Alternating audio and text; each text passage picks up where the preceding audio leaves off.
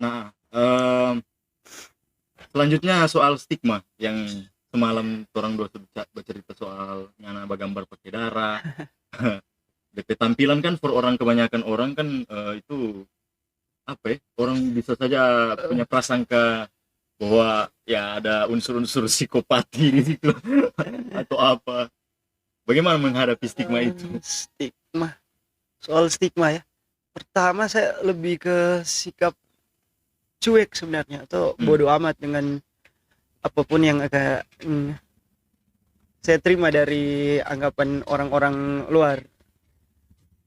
Tapi persoalan apakah ini dianggap tidak etis atau lain sebagainya, maksud saya kembali lagi ke persoalan apakah seni saya akan melayani orang lain atau diri saya sendiri. Nah mungkin saya lebih ke situ, persoalan ini untuk diri saya sendiri, tidak untuk melayani atau memuaskan ekspektasi orang-orang lain. Ya, jadi soal stigma saya sejauh ini tidak terlalu mempedulikan soal itu. Kira-kira mungkin boleh sharing sedikit soal literatur atau ada mungkin bahan-bahan bacaan yang mempengaruhi dalam proses kreatif atau mungkin ya pandangan ideologi atau filosofis lah yang mempengaruhi. Siapa misalnya ada referensi apa misalnya, siapa saja yang jadi referensi ya, kalau dalam literatur. Dalam literatur mungkin untuk sekarang ya, saya banyak terpengaruh dengan ide-ide individualisme atau ada pandangan-pandangan nihilis, egois, mungkin dari Stirner atau dari Nietzsche juga. Tapi ada yang lumayan mempengaruhi saya dalam berkesenian, itu ada misalnya gerakan situasioniste internasional ya, yang di awal-awal tahun 1900-an di Prancis mungkin. Di situ satu gerakan dari beberapa dari para pelaku seni, ada para sastrawan juga ada. Nah yang saya lumayan tertarik dengan lumayan terpengaruh dengan ada satu slogan atau dari situasi internal yang mengatakan seni sudah mati maka jangan warisi abunya. Nah juga pandangan-pandangan seperti itu kira-kira yang satu penolakan terhadap seni yang mapan, yang konvensional, bukan konvensional. Nah ada juga kalau yang belum lama terbit ini ada judul bukunya Estetika Anarkis. Mungkin ada satu kutipan di situ yang mengatakan bahwa seni anarkis itu bukan seorang yang menciptakan seni dengan konsep anarkisme atau dia menciptakan anarkisme dalam karya seninya, tapi ketika kita menciptakan satu karya seni tanpa peduli dengan pandangan orang lain, dengan pelabelan atau apapun itu, atau dia tidak peduli lagi dengan uang atau sebagainya. Nah, kemudian literatur yang mempengaruhi saya dalam berkarya mungkin tidak banyak ya. Nah, ya itu saja sejauh pandangan-pandangan nihilis, individualis atau egois, mungkin kira-kira seperti itu. Nah tentang kembali ke Stirner tadi, sebenarnya kan saya juga sempat baca-baca beberapa literatur dari dia, ada lecture dari beberapa orang mengenai tulisan-tulisan dan pandangan-pandangan Stirner. Nah dia mencetuskan kan apa yang disebut terminologinya egoisme. Nah itu kan kalau dalam bahasa Indonesia egoisme itu apa ya, mau bilang selfish lah, mencintai diri sendiri, self-centered gitu.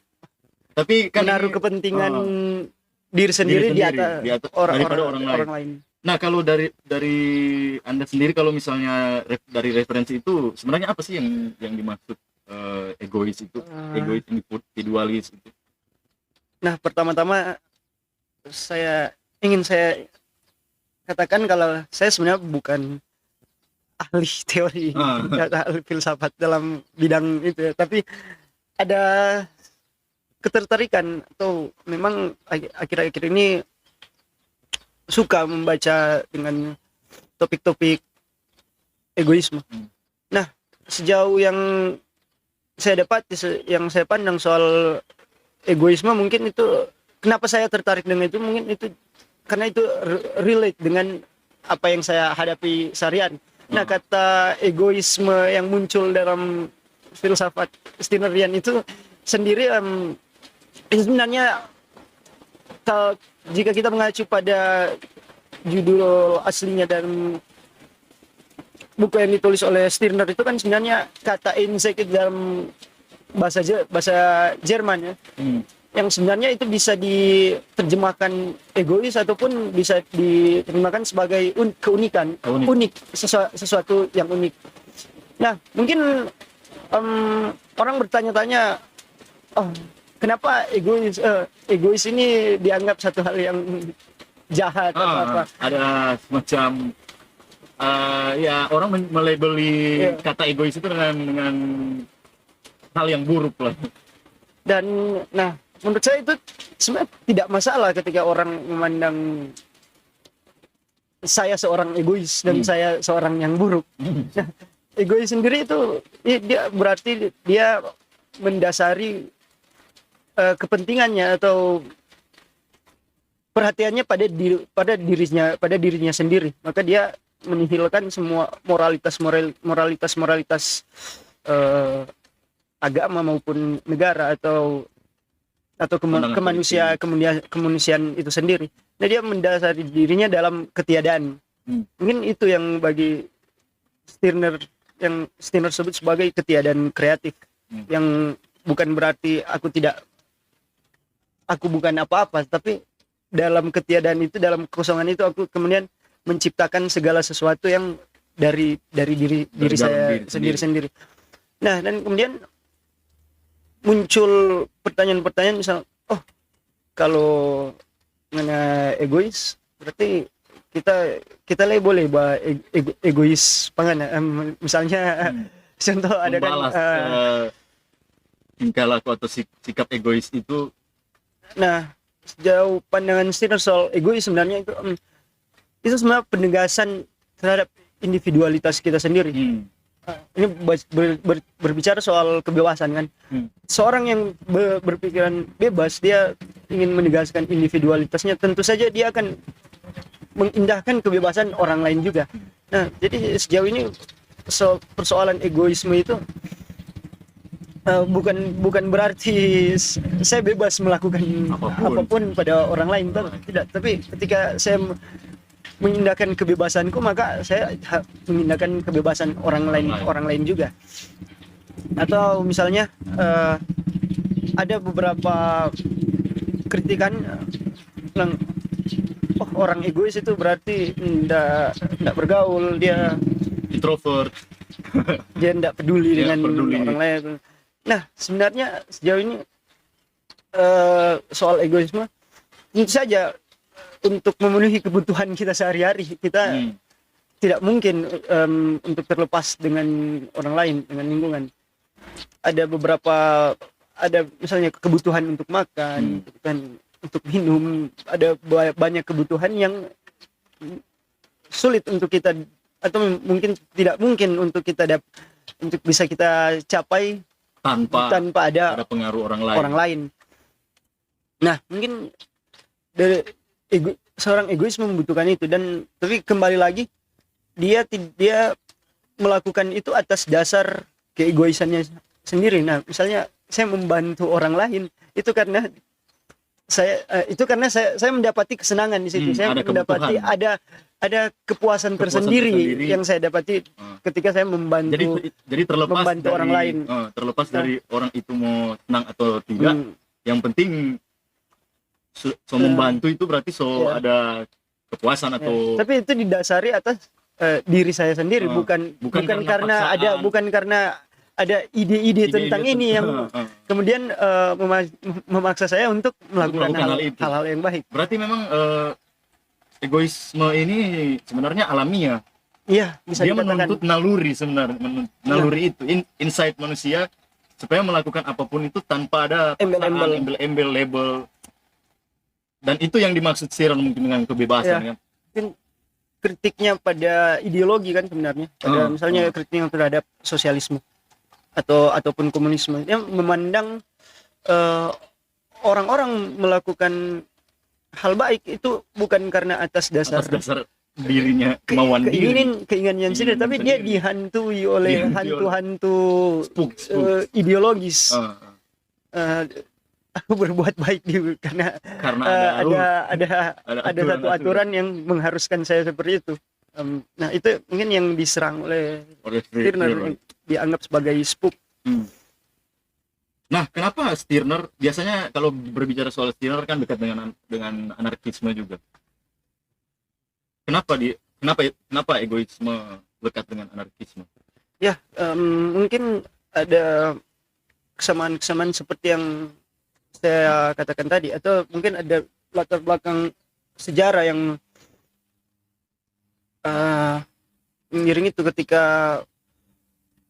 orang-orang tidak percaya lagi terhadap ideologi, maka dia menentukan dirinya sebagai seorang individualis atau itu tentu saja itu satu hal yang menegaskan bahwa aku tidak akan tidak ada yang akan membatasiku,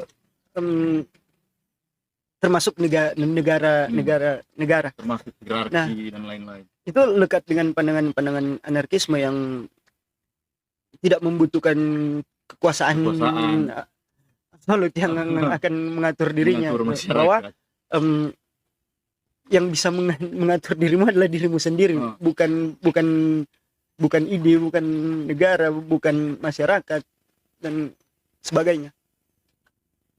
Nah, sejauh mana latar belakang sudut pandang atau ide-ide yang tadi menjadi referensi itu terpampang di karya seni atau mungkin mempengaruhi proses kreatif?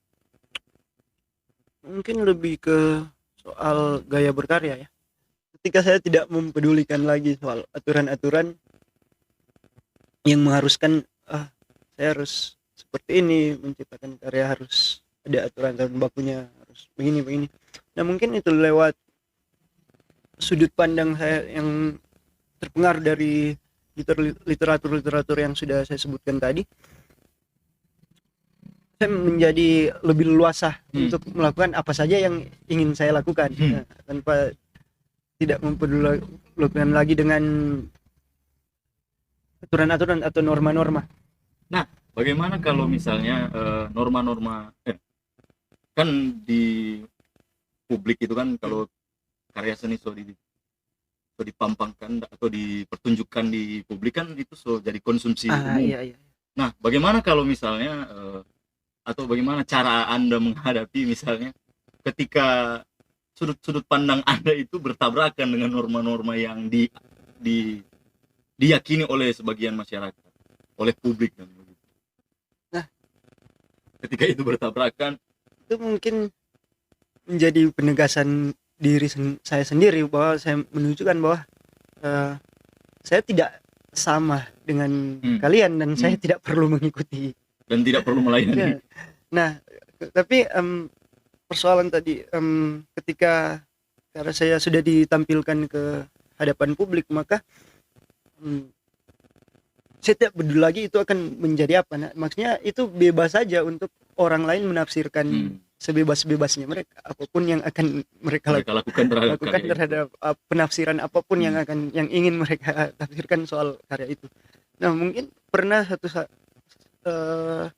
tahun akhir Desember 2 tahun lalu, waktu ada event seni waktu itu di Tondano, itu saya membuat karya instalasi, rupa. Kemudian ada yang tertarik dengan proses saya. Nah, waktu itu sebenarnya saya prosesnya saya lakukan langsung di tempat itu. Jadi didemokan. Ya, apa happening art. Nah, ada yang interview waktu itu,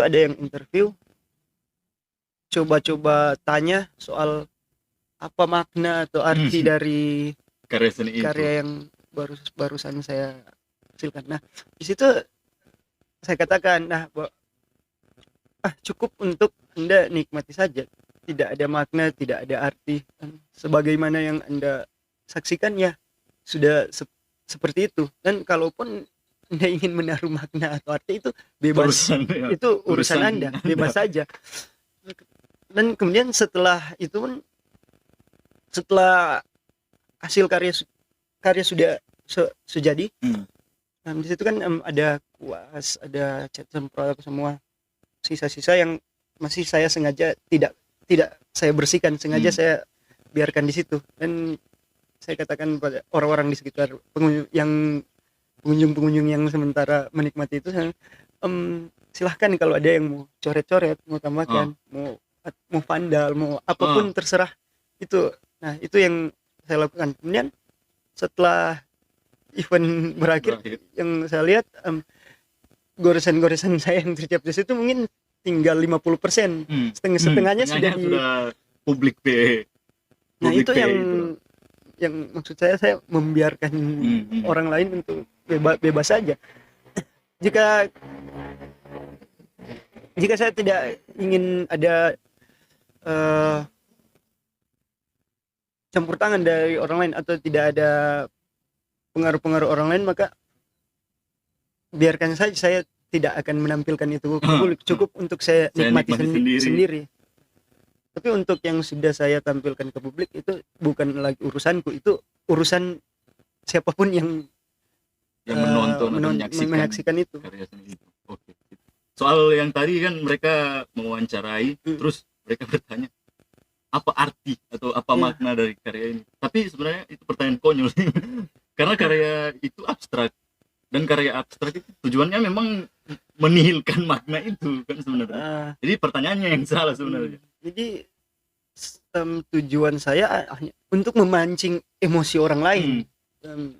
Untuk sebagai bentuk provokasi lah, provokasi kesan orang itu, yang mana keunikan itu ditemukan di situ dari ketidakbermaknaan itu. Kemudian nanti akan tercipta sendiri makna atau dari, apapun itu dari orang-orang yang menyaksikan. Sudah bukan itu urusan saya lagi. Oh iya, dan satu lagi, karya seni R. Stefani ini nanti akan ditampilkan di salah satu kompilasi yang sedang saya dan teman-teman gagas. Nanti kami merencanakan akan merilis kompilasi melalui label di Jawa Tengah, Solo. Bukan kompilasi sebenarnya, ini split album. Jadi ada 5 band yang temanya mungkin mirip-mirip, dan di situ ditampilkan karya seni dari R. Stefani yang mana itu karya seni abstrak, bebas tafsir juga, silahkan orang mau maki-maki atau apa. Dan itu sebenarnya yang saya sevisi dengan Bung R. Stefani, karena itu kami sama-sama menjunjung kebebasan berkesenian, dan itu sesuatu yang sebenarnya mesti orang pelihara, karena hari-hari seperti sekarang ini kebanyakan orang menganggap seni itu sebagai produk atau sebagai cuman jualan semata, yang mana untuk mengisi perut mereka, yang mana itu sebenarnya melacuri esensi kesenian sendiri dan melacuri kebebasan berkesenian itu sendiri. Seni tercabut dari esensinya sendiri. Tercabut dan jadi produk saja kan, sampai jadi jualan, jadi sayur, jadi handuk. Mungkin ini jadi paradoks ya. Mungkin saya sendiri sebenarnya tidak mempermasalahkan soal seni yang kemudian jadi produk jualan. Itu bebas saja. Tapi memang kemudian ada yang ingin mengejar supaya karyanya laku, itu dia memang patuh terhadap aturan pasar itu sendiri, label dan lain sebagainya. Sehingga dia tidak menciptakan karya berdasarkan dirinya sendiri lagi. Bukan datang dari diri sendiri, tapi sebenarnya datang dari permintaan pasar, orang lain. permintaan orang lain, permintaan label dan lain-lain. Nah itu sih sebenarnya yang membedakan seniman-seniman underground seperti kami ini dengan seniman-seniman konvensional yang umum. Itu mungkin yang Mungkin dalam kaitannya dengan pandangan-pandangan dan latar belakang sudut pandang saya tadi, soal nihilisme atau egoisme, mungkin itu ketika saya tidak memandang satu hal itu sakral lagi. Mungkin dalam hal berkesenian pun saya tidak memandang seni itu satu hal yang sakral. Jadi mungkin sebagaimana aku tertawa, ya seperti itulah berkesenian. Tidak ada hal yang istimewa dalam hal itu. Itu semata untuk pemuasan hasrat diri saya sendiri. Kalau soal kegiatan-kegiatan mungkin ada rencana-rencana pameran atau apa yang sedang dipersiapkan atau mungkin di kampus ada kegiatan, boleh diinformasikan kapan dan lain-lain. Belum ada ya, karena baru bulan yang lalu ada kegiatan pameran yang apa itu yang Hari Gambar. Ya. Hari Gambar Nasional. Hari Gambar. Itu diselenggarakan di FBS juga. Iya, di kampus. Ada. Dan karya-karya lukis, karya-karya Anda ditampilkan situ. Iya. Karya gambar ya. Gambar. Kemudian sebenarnya saya sedang mempersiapkan pameran tunggal, sudah dipersiapkan dari tahun lalu sebenarnya, cuman karena memang proses yang agak lambat, ada berbagai kendala-kendala dari diri sendiri, sampai sekarang belum terlaksana. Cuman mungkin persiapan karya masih 50%. Oke, jadi semoga terlaksana tuh yang pameran tunggal, Kang. Jadi masih sedang dalam proses itu. Mudah-mudahan tahun ini boleh itu secepatnya boleh. Mungkin itu dulu orang diskusi. Dan makasih banyak for Bung R. Stefani yang temani saya dalam diskusi konten ini. Sebenarnya tiap orang mau kuda apa memang tetap harus diskusi sama ini. Cuman baru kali ini orang bikin konten diskusi begini. Karena ya memang suka berbagi, share dengan orang lain, orang sudut pandang dan lain. Mungkin ada